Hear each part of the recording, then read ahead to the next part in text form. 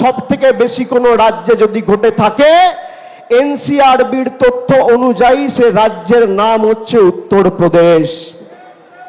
2 নম্বর জায়গায় মধ্যপ্রদেশ, 3 নম্বর জায়গায় রাজস্থান, 4 নম্বর জায়গায় মহারাষ্ট্র। মহিলাদের বিরুদ্ধে শ্লীলতাহানি, ধর্ষণ, অন্যায়, অত্যাচারে উত্তরপ্রদেশে গত 10 বছরে 41,733টা ঘটনা ঘটেছে। মধ্যপ্রদেশে 36,144টা ঘটনা ঘটেছে।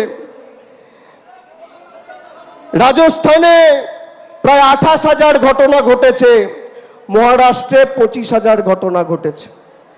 উত্তরপ্রদেশের মুখ্যমন্ত্রীর নাম কি? যোগী আদিত্যনাথ। Double engine